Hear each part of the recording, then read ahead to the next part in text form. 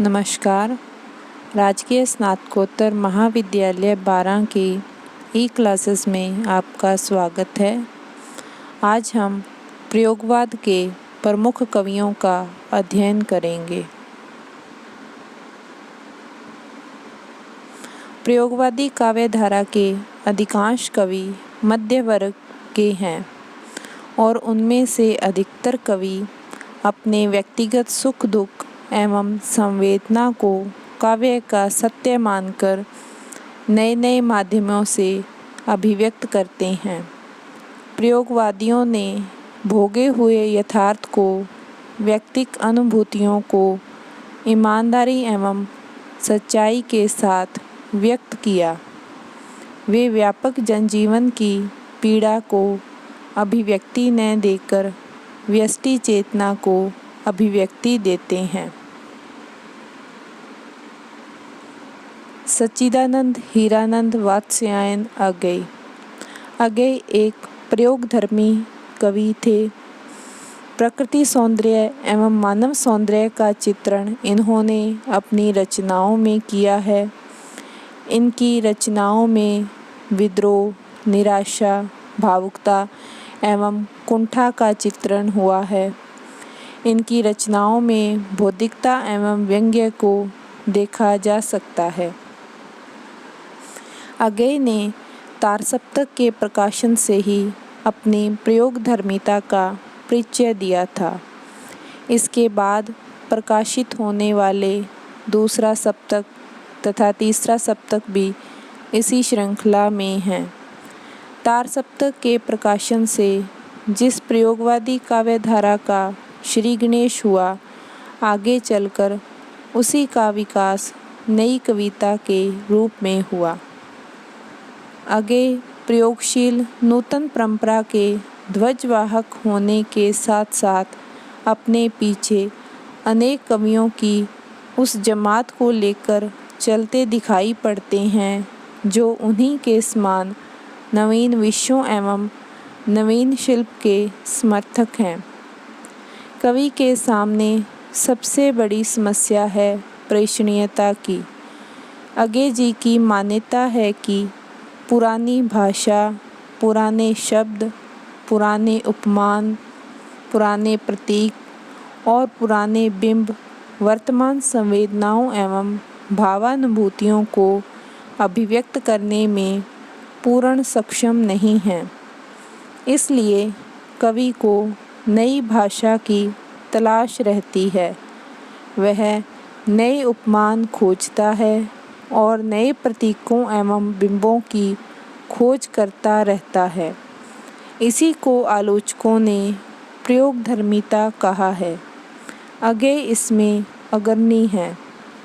दूसरा सप्तक की भूमिका में अगेय ने स्वीकार किया है कि प्रयोग के लिए प्रयोग किया जाना अच्छी बात नहीं है, क्योंकि प्रयोग कवि का साधन है, इष्ट नहीं। अगेय की काव्य भाषा शुद्ध साहित्यिक एवं परिनिष्ठित खड़ी बोली हिंदी है, जिसमें विषयानुरूप विविधता है। कवि के सामने सबसे बड़ा संकट प्रेषणीयता का होता है। वह अपनी अनुभूति को सशक्त एवं सटीक रूप में पाठक तक पहुंचाना चाहता है। इसलिए उसे नए शब्दों की, भाषा की, प्रतीकों की, अलंकारों की, बिंबों की निरंतर तलाश रहती है। आवश्यकता के अनुरूप वह अपने उपकरण बदलता है। काव्य भाषा निश्चित रूप से सामान्य भाषा से भिन्न होती है, क्योंकि सामान्य भाषा केवल शब्दार्थ व्यक्त करती है, जबकि काव्य भाषा अर्थ के साथ साथ बिंब ग्रहण भी कराती है। वह सामान्य से कुछ अधिक अर्थ व्यक्त करती है। अगेय प्रयोगधर्मी कवि हैं, अतः उनका शब्द शिल्प एवं भाषा सजगता निश्चित रूप से कुछ अलग है। जहाँ कहीं आवश्यकता पड़ी है, उन्होंने बेझिझक देशज शब्दावली का प्रयोग किया है। आगे की भाषा में तत्सम शब्दों की बहुलता दिखाई पड़ती है। कहीं कहीं आगे पूर्णतः देशज, ग्राम्य एवं बोलचाल की भाषा में प्रयुक्त होने वाले शब्दों का प्रयोग भी करते हैं। आगे ने अपनी काव्य भाषा में नाद सौंदर्य का समावेश करने के लिए ऐसे शब्द युग्मों का प्रयोग किया है जो पदार्थ की क्रिया एवं ध्वनि को पूर्णतः प्रस्तुत करते हैं। आगे जी की भाषा में लाक्षणिक पदावली का प्रयोग भी प्रचुरता से हुआ है। यह लाक्षणिकता एक ओर तो लोकोक्तियों एवं मुहावरों के प्रयोग से आई है, दूसरी ओर सांकेतिक अर्थ की अभिव्यक्ति होने से इसका समावेश हुआ है। आगे ने प्रतीकों, बिंबों एवं अलंकारों का प्रयोग करते हुए अपनी भाषा को नई अर्थवत्ता प्रदान की। आगे ने नए बिंब, नए प्रतीकों का प्रयोग भी अपनी रचनाओं में किया। इसलिए आगे को प्रयोगधर्मी कवि कहा जाता है। आगे की रचनाएं: हरी घास पर क्षण भर, बावरा अहेरी, इंद्रधनु रोंदे हुए ये, अरियो करुणा प्रभा में, आंगन के पार द्वार, कितनी नावों में कितनी बार, असाध्य वीणा, सागर मुद्रा, महावृक्ष के नीचे। गजानन माधव मुक्तिबोध। गजानन माधव मुक्तिबोध की कविताओं में क्लिष्टता एवं जटिलता है। इनका बिंब विधान एवं शिल्प सजगता अति उत्तम है। प्रतीक विधान में इनकी रचनाओं में नयापन मिलता है। अंधेरे नामक प्रसिद्ध कविता के ये रचयिता हैं। गजानन माधव मुक्तिबोध आगे द्वारा संपादित तार सप्तक में उनकी 17 कविताएं संकलित हैं। इसके अतिरिक्त उनके 2 काव्य संग्रह भी हैं जिनमें 28 कविताएं संकलित हैं। तार सप्तक में संकलित कविताओं में अधिकांश विषय की दृष्टि से प्रगतिवादी, किंतु शिल्प की दृष्टि से छायावादी हैं। उनका प्रगतिवादी दृष्टिकोण सामाजिक चिंतन और अनुभव वैविध्य पर आधारित दिखाई पड़ता है। जनसाधारण की जो छवि मुक्तिबोध की कविताओं में उभरकर सामने आई है, वह यह व्यक्त करने के लिए पर्याप्त है कि वे गरीबों के पक्षधर हैं। मुक्तिबोध की सामाजिक चेतना के कारण ही समाज का कोई भी अंग उनकी पैनी नज़र से बच नहीं सका। इसलिए डॉक्टर रमेश कुंतल मेघ ने इन्हें लोक जीवन का जासूस कहा है।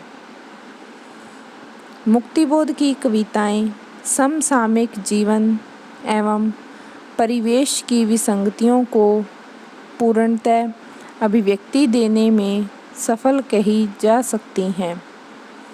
इन कविताओं में पैसों के लिए कौमार्य बेचती सोड़शियाँ हैं, दूध के लिए छटपटाती गुड़िया मुनियाँ हैं। वे अपनी कविताओं के विषय समाज के विभिन्न वर्गों से चुनते हैं। मुक्तिबोध उस वर्गहीन समाज की स्थापना के लिए लालायित दिखाई पड़ते हैं जहाँ शोषण से पूर्णतः मुक्ति मिल गई हो। वर्गहीन समाज का निर्माण तभी संभव है जब शोषण एवं स्वार्थ का समापन हो जाएगा। वेदना मुक्तिबोध की शक्ति है।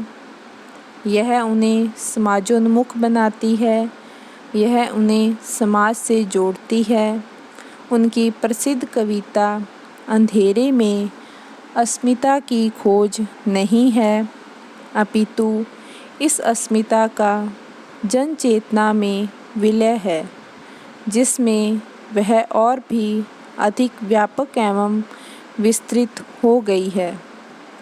गजानन माधव मुक्तिबोध ने मानव जीवन की जटिल संवेदनाओं और उसके अंतर्द्वंद्वों की सृजनात्मक अभिव्यक्ति के लिए फैंटेसियों का कलात्मक उपयोग किया है। फैंटेसी में कल्पनाओं और विचारों की परतें एक के बाद एक खुलती जाती हैं और कवि की मानसिक उर्वरता का सही बोध पाठकों के समक्ष उपस्थित रहता है। मुक्तिबोध स्वयं फैंटेसी पर अपने विचार व्यक्त करते हुए कहते हैं कि वह स्वप्न के भीतर एक स्वप्न, विचारधारा के भीतर और एक प्रच्छन्न विचारधारा, कथ्य के भीतर एक और कथ्य, मस्तिष्क के भीतर एक और मस्तिष्क, कक्ष के भीतर एक और गुप्त कक्ष। चांद का मुंह टेढ़ा है में मुक्तिबोध की जो कविताएं संकलित हैं, उनमें 2 कविताएं भ्रम राक्षस एवं अंधेरे में अपनी फैंटेसी के कारण अधिक चर्चित रही हैं। मुक्तिबोध को फैंटेसी का कवि भी कहते हैं। मुक्तिबोध अपनी फैंटेसियों में प्रतीकों का माध्यम ग्रहण करते हैं। वे सामान्य भाषा में नहीं, अपितु प्रतीकों और बिंबों की भाषा में बोलते हैं। मुक्तिबोध ने अपनी कविताओं में फैंटेसी का सफल प्रयोग किया है। ये फैंटेसियाँ उनके अंतर्द्वंद्वग्रस्त मन से उद्भूत हैं, किंतु इनका भावात्मक उद्देश्य तथा संवेदनात्मक दिशा है। भले ही फैंटेसी मानसिक प्रक्रिया हो, किंतु सामाजिक यथार्थ से जुड़कर उसने अपनी उपयोगिता सिद्ध कर दी है। फैंटेसी के कारण ही इनकी कविताओं में क्लिष्टता एवं जटिलता देखी जा सकती है। मुक्तिबोध के 2 काव्य संग्रह हैं, चांद का मुंह टेढ़ा है, भूरी भूरी खाक धूल। गिरिजा कुमार माथुर। गिरिजा कुमार माथुर की रचनाओं में सामाजिक यथार्थ का वर्णन हुआ है। सामाजिक यथार्थ के प्रति इनका आग्रह इनकी रचनाओं में दिखाई देता है। इन्होंने अपनी कविताओं में नए बिंबों, नए प्रतीकों एवं नए उपमानों का प्रयोग किया है। ये नाद सौंदर्य एवं वर्ण मैत्री का कुशल प्रयोग करने में सिद्धहस्त थे। इनकी कविताओं की प्रमुख विशेषता है विषय की मौलिकता। गिरिजा कुमार माथुर की रचनाएं निम्न हैं: मंजीर, नाश और निर्माण, धूप के धान, साक्षी रहे वर्तमान, भीतरी नदी की यात्रा, शिला पंख चमकीले, छाया मत छूना, पृथ्वी कल्प, कल्पांतर। भवानी प्रसाद मिश्र। भवानी प्रसाद मिश्र जी को उनकी रचना बुनी हुई रस्सी पर साहित्य अकादमी पुरस्कार प्राप्त हो चुका है। गीत फरोश इनकी सर्वाधिक प्रसिद्ध कविता है। भवानी प्रसाद मिश्र जी ने एक फिल्मी गीतकार के रूप में भी कार्य किया। परिवर्तन जिए नामक उनकी कविता पर उत्तर प्रदेश हिंदी संस्थान ने उन्हें पुरस्कृत किया। मिश्र जी की कविताओं में लोक जीवन का चित्रण हुआ है। ये अपनी रचनाओं में व्यंग्य का सफल प्रयोग करते थे। चिंतन प्रधान सांस्कृतिक दृष्टिबोध इनकी रचनाओं में देखा जा सकता है। भवानी प्रसाद मिश्र जी की रचनाएं निम्न हैं: कमल के फूल, वाणी की दीनता, टूटने का सुख, सतपुड़ा के जंगल, गीत फरोश, बुनी हुई रस्सी, खुशबू के शिलालेख, शतदल, कालजयी। धर्मवीर भारती। धर्मवीर भारती परिमल नामक संस्था के संस्थापकों में से एक हैं। इनको सिद्ध साहित्य पर शोध के लिए उपाधि प्राप्त हुई। इनकी सर्वाधिक प्रसिद्ध काव्य कृति अंधा युग है। धर्मवीर भारती रोमांटिक भावों के कवि कहे जाते हैं। इन्होंने पौराणिक कथानकों में मानव मूल्यों की खोज की। कनुप्रिया में राधा का नवीन रूप में चित्रण भारती जी ने किया। इनकी रचनाओं में युगीन भ्रम, संशय एवं कुंठा की अभिव्यक्ति हुई है। धर्मवीर भारती की रचनाएं प्रमुख हैं: अंधा युग, कनुप्रिया, 7 गीत वर्ष, ठंडा लोहा, देशांतर। नरेश मेहता। नरेश मेहता ने प्रार्थना पुरुष नामक खंड काव्य, जो गांधी जी के जीवन चरित्र पर आधारित है, की रचना की। इनकी कविताओं में करुणा एवं आधुनिक बोध का एक साथ चित्रण हुआ है। ये नए बिंबों के सर्जक कवि हैं। संस्कृति बोध एवं मानव बोध के कवि भी हैं। नरेश मेहता की रचनाएं: वनपंखी सुनो, बोलने दो चीड़ को, मेरा समर्पित एकांत, उत्सव, तुम मेरा मौन हो, संशय की एक रात, आखिर समुंदर से तात्पर्य, प्रवाद पर्व, शबरी, प्रार्थना पुरुष, महाप्रस्थान। शमशेर बहादुर सिंह। शमशेर बहादुर सिंह मार्क्सवाद के समर्थक थे। ये सौंदर्यबोध के कवि हैं। इनके काव्य में अमूर्त चित्रात्मकता, शब्द संगीत देखा जा सकता है। अतिशय व्यक्तिवादिता के कारण इनकी कविता का प्रमुख स्वर व्यक्ति केंद्रित है।